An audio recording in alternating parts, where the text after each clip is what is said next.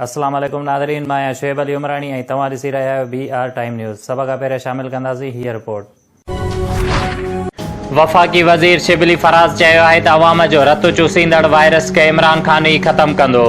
शहज़ाद अकबर सां गॾु press conference कंदे शिबली फराज़ चयो त अपोज़िशन क़ौमी असैम्बलीअ जो इजलास घुरायो पर मुख़ालिफ़ धुर अॻुवाण शिरकत न कई।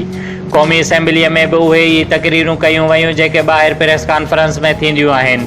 वज़ीर आज़म जे ख़ासि मुआविन शहज़ाद अकबर चयो त शहबाज़ शरीफ़ जिन फ़रिश्तनि खे किरोड़े रुपयनि जो खीर विकिरो कंदो रहियो उहे साम्हूं अची चुका आहिनि।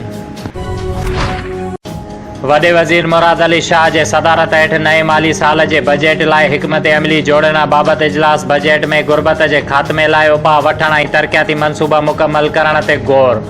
वॾे वज़ीर चयो आहे त बजट में अवाम खे रिलीफ ॾियण सां गॾु सिहत जे सेक्टर खे वधीक बहितर कयो वेंदो। अहिड़ा क़दम खणणा पवंदा जो कोरोना जे असरनि खां गुरबत में घटिताई अची सघे। सखर में सिंध हुकूमत जे ऐलान मुताबिक़ सुबुह खां मुकमल लॉकडाउन। रोडीअ जे अचण वञण वारनि रस्तनि खे पिणु कंटेनर रखे बंदि कयो वियो ऐं ज़िंदगीअ में पहिरियों भेरो रोडी सखर खे मिलाईंदड़ पुल जा गेट पिणु बंदि कया विया। स्कार्प खाते में साबिक़ SDO sub division TS Naushahro Feroze जूं जाली साइनूं करे कहिड़े ठेकेदार बिल पास कराया। ट्यूबवेल नंबर TS 193 हथ सां नाकारी कयो वियो जंहिं SDO जी साइन कई वई। उन SDO मामले जी जांच कराइण चाही त उन जी बदिली खेरपुर कई वई। जंहिं बाबति चयो पियो वञे त उहो वॾो माफ़िया गिरोह आहे जेको जाली कमु कंदो रहे थो। उन जी इंक्वायरी कराई वञे।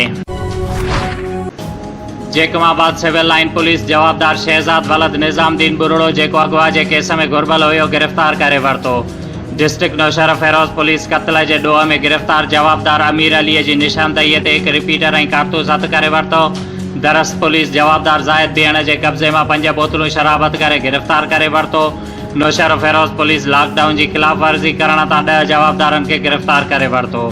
सांगड़ पुलिस ॾोह जे इरादे सां बीठल चोर गैंग जा 2 जवाबदार पिस्टल ऐं कारतूसनि समेत गिरफ़्तार करे वरिता।